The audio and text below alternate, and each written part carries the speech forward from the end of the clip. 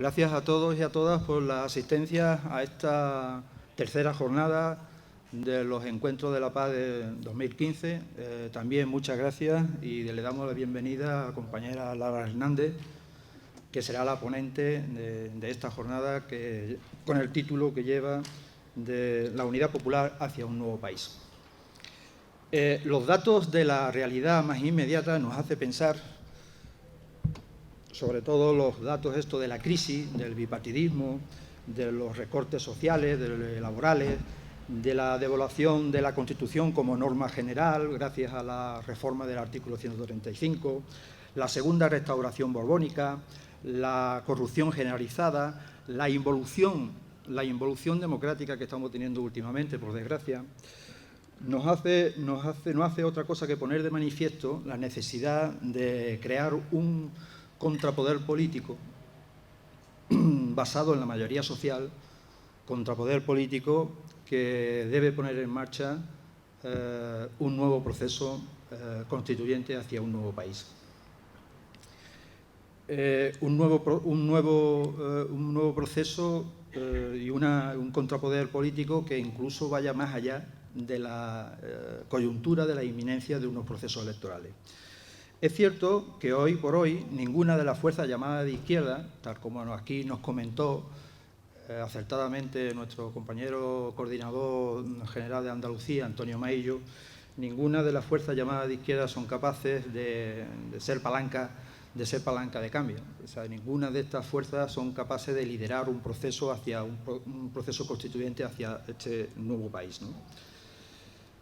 Sin embargo, los acuerdos llegados para la configuración de candidaturas municipales populares y los posteriores acuerdos para constituir gobiernos en los municipios que impidieran gobernar al Partido Popular nos dan margen de pensar que hay margen para la esperanza de que es posible la creación de un verdadero movimiento político y social con garantía, capaz de hacer frente a la derecha política y económica y aquellos que no dudan en rendirse a los mercados nada más llegar al poder. Un movimiento político y social que dé paso a un proceso constituyente, ¿no? A un nuevo proceso constituyente en el país. Pero visto lo que ocurrió últimamente en Grecia, la construcción de una alternativa electoral con garantía basada en un programa común no es suficiente. Por eso es importante de que construir una herramienta donde pueda confluir esta mayoría social activa y también esta ciudadanía silenciosa. Hay que construir una herramienta que vaya desde las bases hacia arriba, porque de otra manera esto sería imposible. Esta es la mayor garantía que pueda tener de éxito de un proceso cuando realmente después los gobiernos, pues hay mecanismos en que se le pueden torcer la voluntad de llevar unas determinadas políticas, como ha ocurrido desgraciadamente en Grecia, ¿no? Efectivamente hay que buscar la unidad, pero evidentemente no solamente hay que buscar unidad, sino que hay que ofrecer unidad.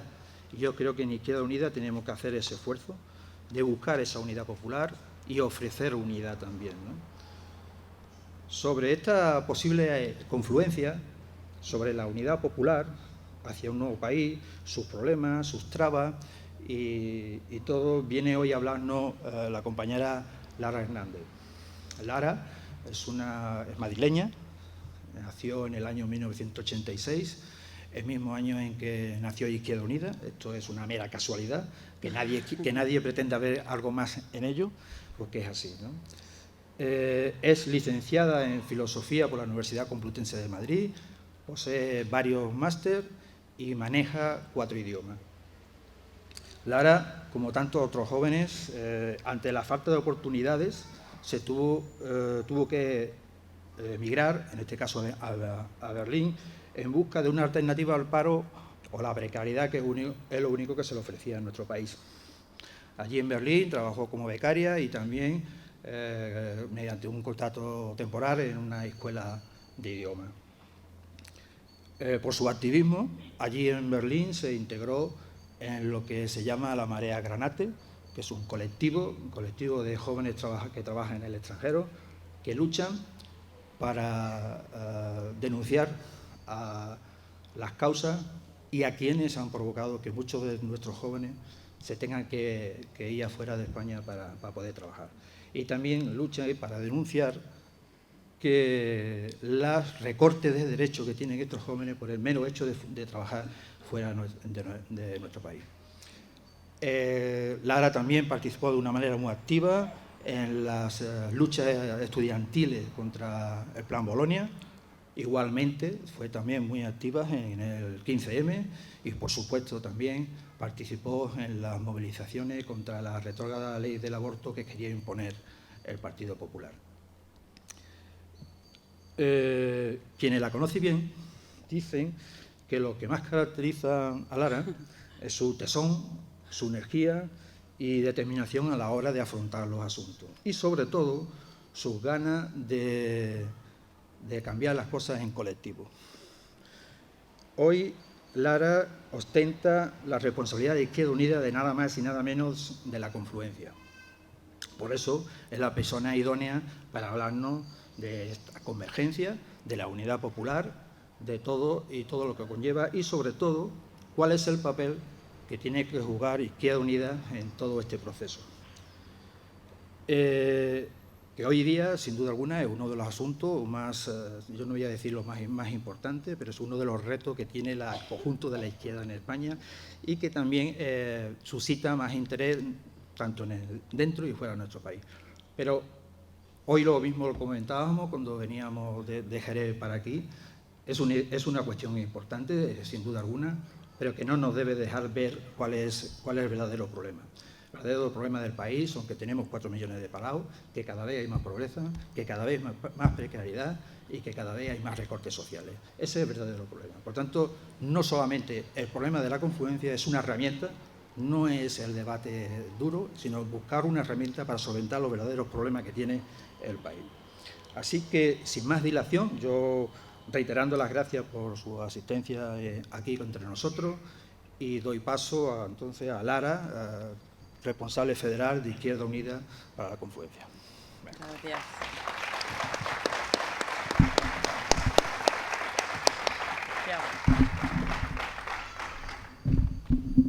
Gracias. Bueno. Perfecto, gracias. Bueno, en primer lugar, muchísimas gracias, Fernando, por la presentación. Muchísimas gracias, en primer lugar, a Izquierda Unida de Sanlúcar de Barrameda por haberme ofrecido la posibilidad de estar hoy aquí, junto con todos vosotros y vosotras, hablando en este entorno tan maravilloso, en una tarde como hoy de verano, pues de un tema tan importante que nos atañe tanto como es la unidad popular, pero fundamentalmente la unidad popular, como bien reza el título, ¿no?, como medio o instrumento para la construcción de un nuevo país.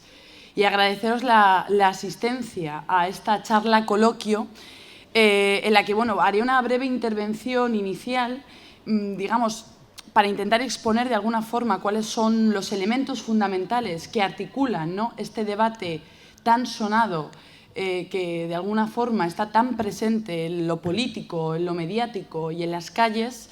Y posteriormente, si os parece, pues bueno, como estaba planteado, pues pasar directamente al coloquio debate de cara a poder ampliar, ¿no?, cualquier duda que pueda surgir, ¿no? Bueno, para ir comenzando, a mí me gustaría, digamos, empezar por una pregunta, por lanzaros una pregunta. Y es algo así como, ¿os podíais haber imaginado hace un año que hoy día íbamos a estar así? Íbamos a estar debatiendo constantemente sobre la necesidad de construir una convergencia electoral, que hoy día íbamos a tener a la izquierda transformadora gobernando las principales ciudades del Estado junto con resultados importantes en otras capitales de provincia. Bueno, esta pregunta, que no es baladí, pues tiene una respuesta muy concreta. Y es que efectivamente yo creo que no nos podíamos haber imaginado hace un año que se iba a dar esta situación, que íbamos a tener a alcaldesas como Ada Colau en Barcelona, como Manuela Carmena en Madrid, alcaldes como Martiño Noriega en Santiago de Compostela, como Xulio Ferreiro en A Coruña, como Paco Guarido en Zamora, y que experiencias de unidad popular iban a lograr, ¿no?, que este lema que de alguna forma hemos repetido tanto en esta organización, que es un pie en la institución y miel en la calle, pues se fuera a transformar, se fuera a hacer realidad. Y claro, esto de la convergencia, pues bueno, en cierto sentido, ¿de qué viene, no? Porque estaréis de acuerdo conmigo en que vivimos tiempos sumamente acelerados. Hoy día se ha acelerado todo. Se ha acelerado el hambre, se ha acelerado la pobreza, se ha acelerado la desigualdad, se ha acelerado las cifras de personas en situación de desempleo, se ha acelerado la situación precaria de nuestra juventud. De hecho, el problema de la juventud es ya hoy no solo un problema político, sino un problema existencial. Para mi generación y muchos de los aquí presentes que veo entre el público, para nosotros y para nosotras el presente es algo así como algo inexistente y el futuro es una pesada carga encima de nuestras cabezas.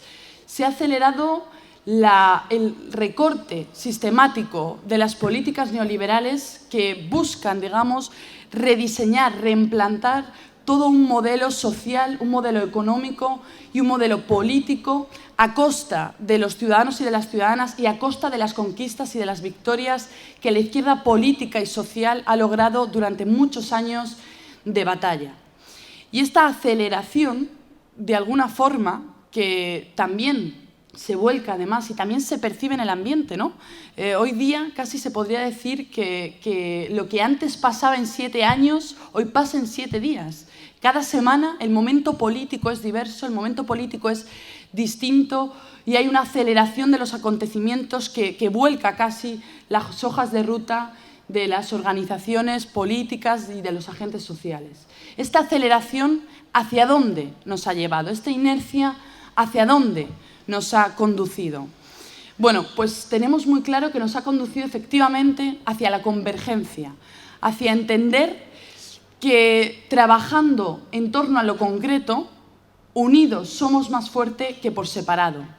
Trabajando junto con personas diversas, diferenciadas, rojos, verdes, ácratas, gentes del 15M, sindicalistas, militantes de partidos políticos, si nos ponemos a trabajar en torno a espacios amables, de diálogo, junto con el resto, podemos darle a los ciudadanos y a las ciudadanas lo que están demandando ya desde hace mucho tiempo, que es el empoderamiento, poder participar de la toma de decisiones políticas que atañe y afecta directamente a su cotidianidad, a su propia vida.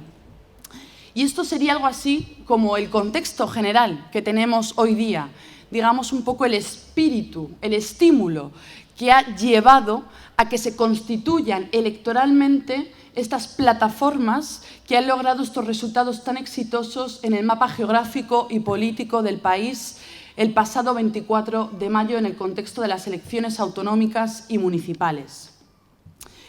Pero, sin lugar a dudas, para saber, ¿no?, porque efectivamente esto es algo así, como un primer peldaño, un primer escalón de esa gran escalera que tenemos por delante y que concluirá el próximo noviembre, en principio, con la convocatoria de elecciones generales. Para entender efectivamente hacia dónde vamos, tenemos que analizar primero de dónde venimos.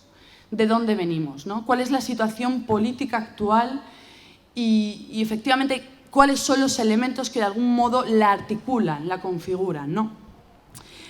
Bueno, en mi opinión, son 3 los elementos, digamos, son 3 los elementos que de alguna forma han determinado que hoy día estemos hablando, pues aquí, en Sanlúcar de Barrameda, de la Unidad Popular y, como bien decía Fernando en su intervención, de un proceso constituyente, un necesario proceso constituyente para resetear de alguna forma este país, ¿no?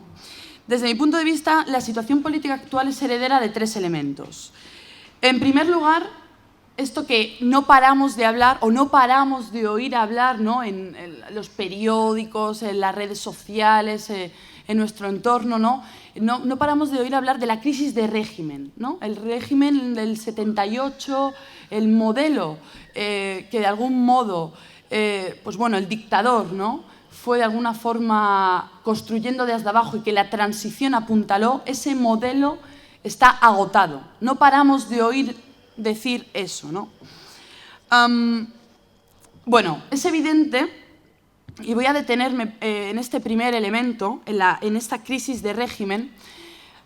Yo creo que, en primer lugar, no tiene sentido que hagamos aquí un debate sobre la perspectiva histórica, ¿no?, sobre la perspectiva histórica del régimen del 78, cómo se trabó, cómo se articuló. Es evidente que este es el marco, este es el modelo constitucional, el modelo social, el modelo económico y político en el que hoy día seguimos, digamos, operando, en el que estamos hoy día insertos. Pero es, sin lugar a dudas, un marco, un modelo que está en crisis, que está efectivamente agotado. La cuestión que se está intentando discernir hoy día, lo que está situando el debate político en el centro de la cuestión, es cómo podemos construir la salida a este marco caduco, a este marco agotado, cómo podemos construir de forma colectiva la salida al mismo. Y para eso tenemos que entender por qué fue viable el régimen del 78, de dónde viene la viabilidad del mismo. Bueno, si fue viable, en cierto sentido, es porque logró articular un consenso de las capas populares de abajo arriba. Es decir, logró articular esta falsa paz social, si queréis decirlo así, desde las mayorías sociales trabajadoras hacia el régimen.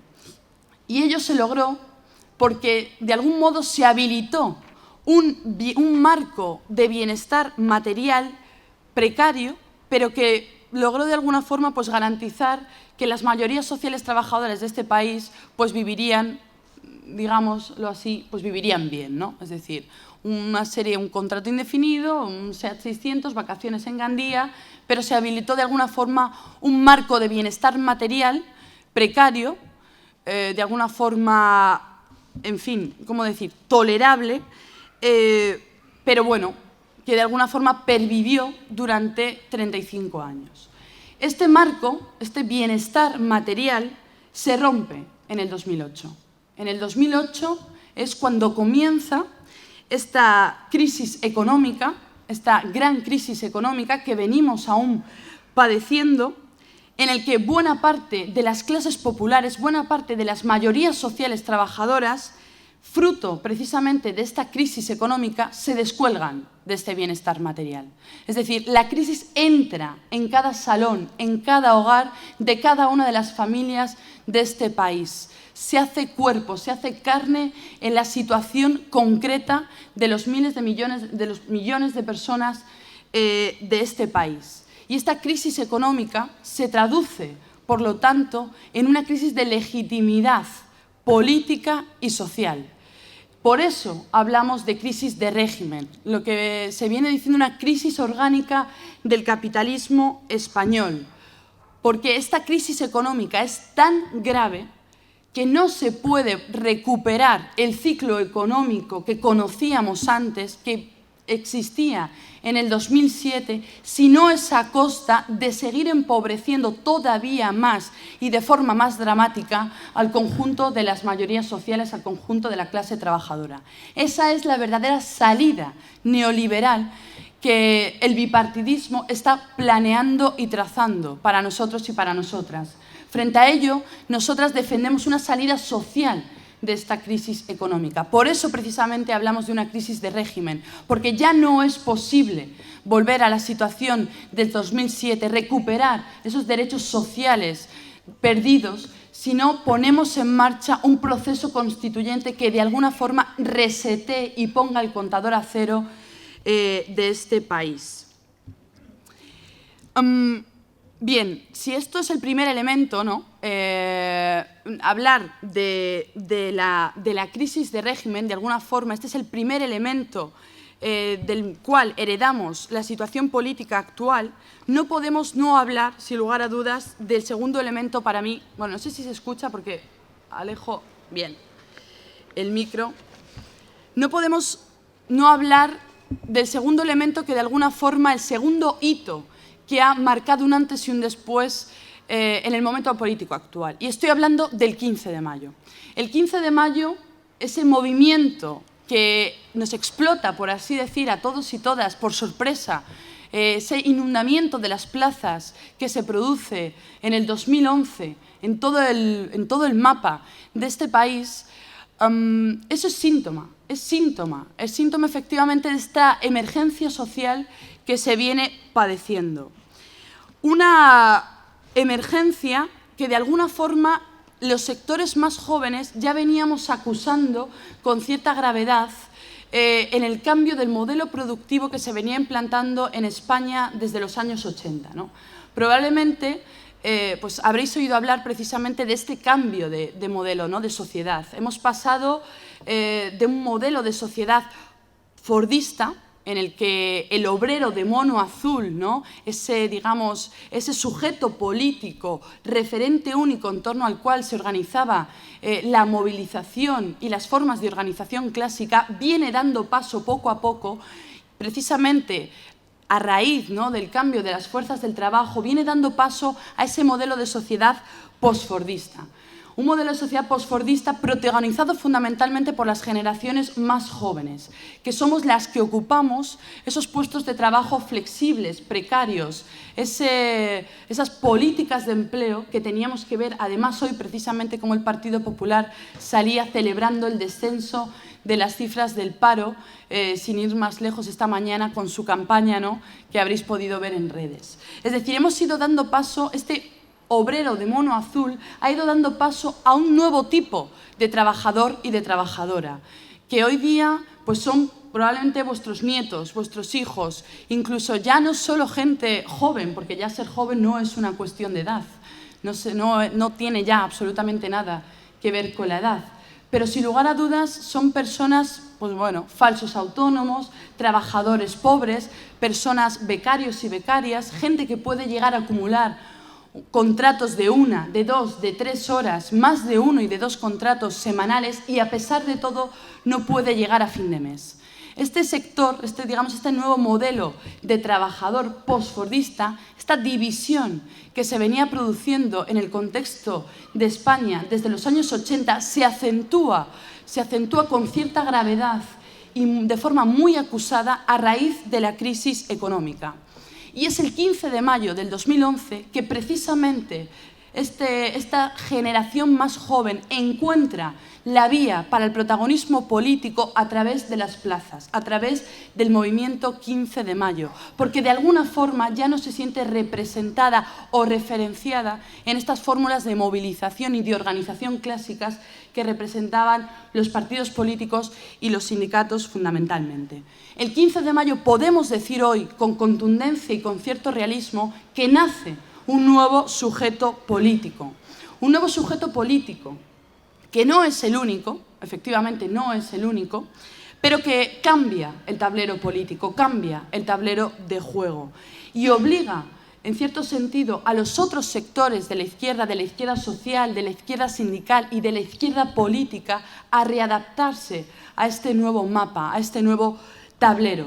Y es en ese sentido en el que se hace hegemónico, porque es evidente, y todas y todos lo sabemos, que no fue el 99% de la población la que salió a las calles ese 15 de mayo, no fue el 99% de este país el que salió a manifestarse en esa fecha, pero sí, en cierto sentido, no es una cuestión cuantitativa, pero sí cualitativa, porque ese 99% puso en jaque todo un marco político y económico vigente hasta el momento.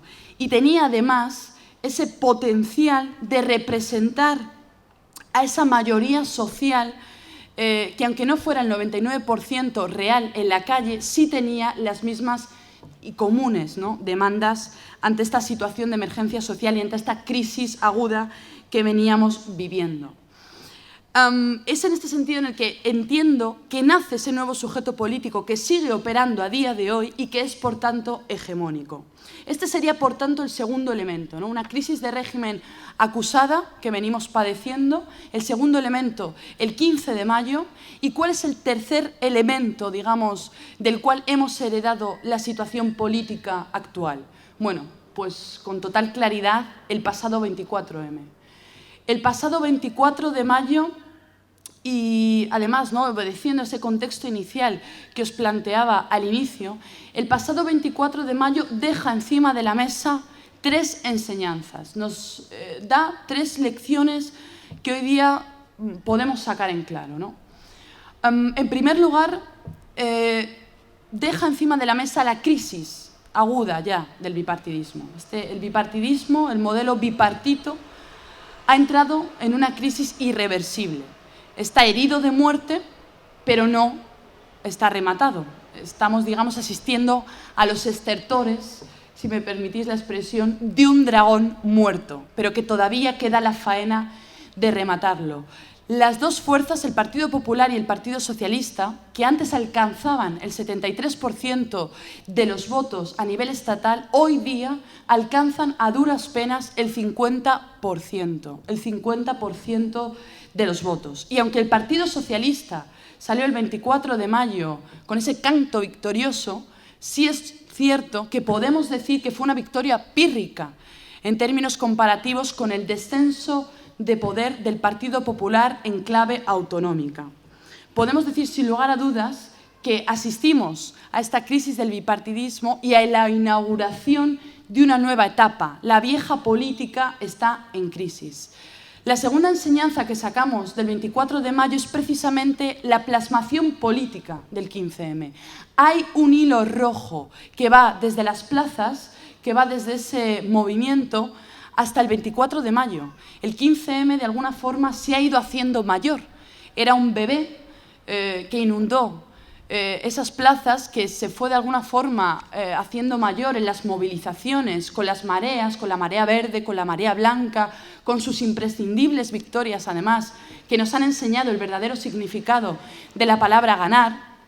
Siguió creciendo con las marchas de la dignidad del 22 de marzo del 2014, cuando más de 1 millón de personas salieron a la calle en Madrid después de recorrerse España de punta a punta, en contra además de todo el aparato mediático que no hizo más que poner palos en la rueda. Y el 15M de alguna forma pues entró en una edad adulta, si queréis decir así, cuando el 24 de mayo estas candidaturas de Unidad Popular se materializaron en forma de papeleta, en forma de nombres y apellidos de muchos candidatos y candidatas, y concurrieron a las elecciones municipales y autonómicas, logrando exitosas victorias.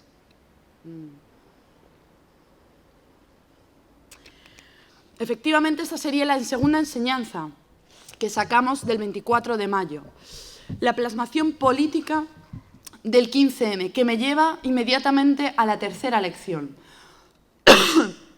Y es a la emergencia de estas nuevas plataformas electorales como los nuevos, digamos, espacios, como los nuevos sujetos en torno a los cuales se va a articular y se va a construir la izquierda transformadora y alternativa de este país. Estas nuevas plataformas no son flor de un día.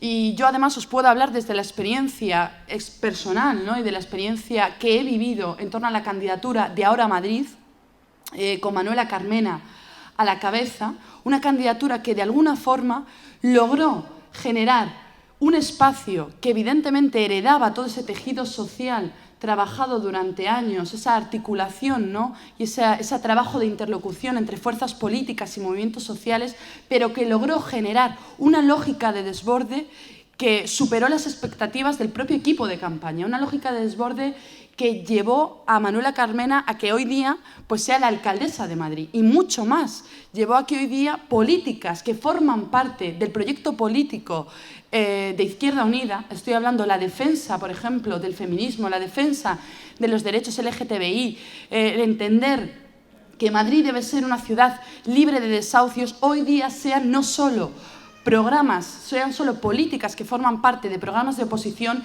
sino que sean aplicadas para mejorar la vida de los ciudadanos. Hoy día, por ejemplo, en Madrid podemos decir que Manuela Carmena ha sido la primera alcaldesa de la historia de nuestra ciudad que salió el pasado Día del Orgullo Crítico a defender los derechos de las personas LGTBI. Hoy día podemos decir que Zamora y Zaragoza, dos de las alcaldías gobernadas por la izquierda, se han declarado ya y de forma histórica como alcaldías laicas. Las corporaciones no van a participar de forma oficial de los festejos religiosos de ambas ciudades. Hoy día podemos decir de alguna forma que estas candidaturas de unidad popular han logrado que las políticas que defendemos sean realidad concreta que buscan mejorar las condiciones de vida de la gente.